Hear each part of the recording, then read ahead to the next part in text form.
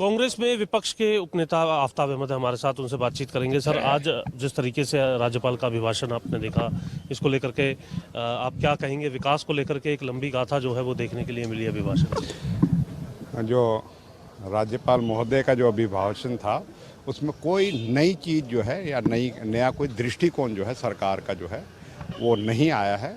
वही पुरानी घोषणाएं जो साल दर साल से होती आ रही हैं उन्हीं को रिपीट किया गया है। और राज्यपाल महोदय की जो बात में कोई ऐसी चीज़ नहीं थी जो राज्य के लिए प्रदेशवासियों के लिए कोई ऐसी चीज़ हो जिससे उससे कोई विकास की बात दिखे या विकास के जनता को कोई राहत मिले। दूसरी तरफ हम संदीप सिंह की बात करेंगे। काफ़ी हंगामा आपने किया, समय हालांकि कम था, लेकिन सदन की कार्रवाई जो है स्थगित कर दी गई कल तक के लिए। तो क्या कल भी जारी रहेगा ये विरोध? ये सरकार जो है अपने असली रूप जो है उसने दिखा दिया है। पहले दिन से ही जब से आरोप लगा है, जब से हरियाणा सरकार और ख़ास तौर पर मुख्यमंत्री उसके हक में बयान दे रहे हैं और आज उन्होंने स्पष्ट तौर पे जिस तरीके से कहा और जो उनका आज तौर तरीका था विधानसभा में, वो आचरण जो है ठीक नहीं था। और मैं कहूँगा कि आरोप लगा है तो उसका निर्दोष जब तक ना हो जाए, जब तक कैबिनेट में तो आप उसको निकालिए। आप जब अपनी पार्टी की बैठक में उन्हें नहीं बुला रहे तो कैबिनेट से निकालने का क्या है? और उसके लिए फिर यहाँ वकालत करते हैं, उसके लिए यहाँ उसको क्लीन चिट देने का काम करते हैं। क्लीन चिट तो जो है इन्वेस्टिगेशन एजेंसी देगी। हमारी मांग ये भी रही कि सीबीआई से इसकी इंक्वायरी कराई जाए, क्योंकि हमें भरोसा नहीं है कि चंडीगढ़ एडमिनिस्ट्रेशन जो है इनके दबाव में जब ये इतनी वकालत कर रहे हैं तो निष्पक्ष जांच कर पाएगा। भिवानी कांड को लेकर के आप क्या कहें? हम कहेंगे इससे शर्मसार हरियाणा कभी नहीं हो सकता जितना आज के दिन है। धर्म के नाम पे किसी को भी ना संविधान ना प्रशासन कोई इजाज़त नहीं देता कि अपने आप में उनको ये अधिकार है कि अपने आप ही किसी को जबरन पकड़ना, अपने आप ही उसको मार देना, मार के उसको भी इस तरीके से जघन्य हत्या करना जिससे इंसानियत शर्मसार हुई है। ये सरकार के संरक्षण में हुआ है और हरियाणा में कानून व्यवस्था फेल है। हरियाणा पुलिस को संज्ञान में जब ये आ गया था तो उसमें क्या कार्रवाई करी? आज भी उन्होंने कोई कार्रवाई अपने तौर पे नहीं की। यही कि हम राजस्थान सरकार को, राजस्थान पुलिस को सहयोग दे रहे हैं, जबकि घटना यहाँ अंजाम दी गई है अभी तक इसमें नहीं हुआ, सिर्फ क्योंकि राजनीतिक लाभ उठाना चाहती है। और आपको दिखता है कि इस तरह की घटनाएं जो हैं हरियाणा में पिछले 3 साल 4 साल में तो ज़्यादा हुई हैं और पूरी तरीके से संरक्षण में इस तरह की हुई है और कानून की धज्जियां उड़ी पड़ी हैं। कानून को इसलिए विफल और कानून के में फेलियर है इस सरकार। सदन में उठाएंगे? बिल्कुल बिल्कुल उठाएंगे। मोहम्मद इलियास जी, आप क्या कहेंगे? जैसा कि आपने अभी आफ्ताब जी से भी बात की है, आदरणीय आफ्ताब जी से भी आपने बात की है। आपने बजट के बारे में बात की, आपने संदीप जी के बारे में बात की और आपने भिवानी हत्याकांड के बारे में की। दरअसल सही बात यह है, बजट का जहाँ तक संबंध है, ये तो सरकार जो है वो लिखकर जो है माननीय महिपाल जी को, महामहिम को दे देती है। और मैं समझता हूँ महामहिम जो इस बात के लिए बाध्य होते हैं कि उसको जो है वो पढ़ने के लिए जो मजबूर होते हैं, वो पढ़कर जो है उस हाउस में उसको पढ़ते हैं, सुनाते हैं।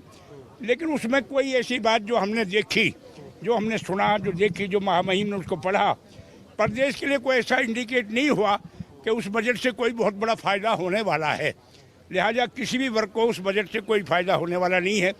वैसे तो जैसा आज के अभिभाषण में भी था, पिछली दफ़ा इन्होंने जो दर्शाया था उससे कहीं सवाया, चाहे वो किसी भी डिपार्टमेंट की बात थी, उससे सवाया ही इन्होंने उसमें जो दर्शाया है कि हमने पिछले ये किया, आगे हम ये करने जा रहे।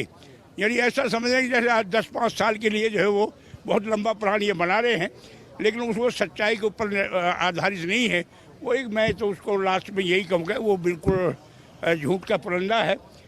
जहाँ तक संदीप जी की बात आपने कही, ये तो सरकार का भी नारा है और समाज भी इस बात को मानती है, उस पर फूल चढ़ाती है कि बेटी बचाओ और बेटी पढ़ाओ। ये आदमी का समाज में भी धर्म बनता है। लेकिन बड़े अफसोस की बात है, सरकार जहाँ एक दफ़ा नारा देती है बेटी बचाओ बेटी पढ़ाओ, और उन्हीं बेटियों के साथ ये कितना भारी अन्याय हो रहा है। और कैबिनेट में रहकर सरकार के मंत्री इस तरह की शर्मनाक घटना करें और उसको आदरणीय मुख्यमंत्री सरकार बचाने का काम करे, मैं ये समझता हूँ ये बहुत अच्छी प्रैक्टिस नहीं है। लिहाजा हमने आज भी इसके हाउस में विरोध किया है, हमारे नेता ने भी किया है, हम कल भी करेंगे, परसों भी करेंगे और ये मांग करेंगे कि हमारी इसी बेटी को नहीं बल्कि समाज की जितनी बेटियां हैं उनको सबको इंसाफ मिलना चाहिए। और अगर थोड़ी बहुत भी मंत्री जी के अंदर कोई क्या कहते हैं सोशल अगर नैतिकता है तो उसको खुद को इस्तीफा दे देना चाहिए, अदरवाइज तो मुख्यमंत्री को इस्तीफा ले लेना चाहिए। भिवानी हत्याकांड अगर वो इंक्वायरी में अगर वो ठीक पाया जाता तो वापस उसको कैबिनेट में बेशक शामिल है, उसमें किसी को कोई एतराज नहीं। जहाँ तक भिवानी का ताल्लुक है, ये हरियाणा के इतिहास में ये कोई नई घटना नहीं है।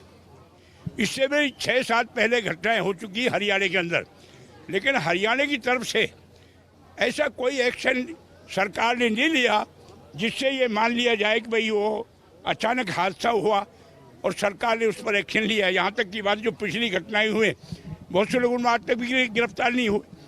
और अगर धर्म के नाम पर आप समाज को बांटना चाहते हैं, सिर्फ आप वोट का जरिया आप लोग इसको बनाते हैं, तो मैं समझता हूँ ये अच्छी बात नहीं।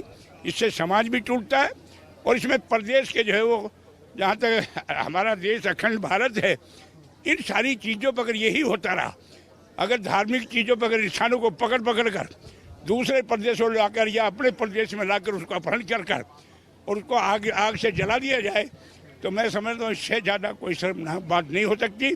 जहाँ तक राजस्थान की बात है वो अपनी कार्रवाई खुद भी कर रहे हैं, उन्होंने की भी है, लेकिन मैं आपके माध्यम से ये कहना चाहता हूँ कि आदरणीय मनोहर लाल जी को फौरी तौर पर जो उनको गिरफ्तार मुलजिमों को गिरफ्तार करना चाहिए और सख्त से सख्त आपके जरिए से हमारे इनको फांसी की सज़ा देनी चाहिए, इनको सख्त से सख्त सज़ा देनी चाहिए।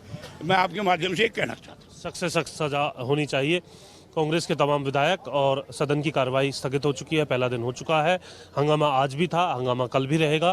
कांग्रेस के विधायकों की तरफ से ये लगातार साफ किया जा रहा है। विधानसभा से कैमरामैन राहुल के साथ जितेंद्र चौधरी, खबरें अभी तक।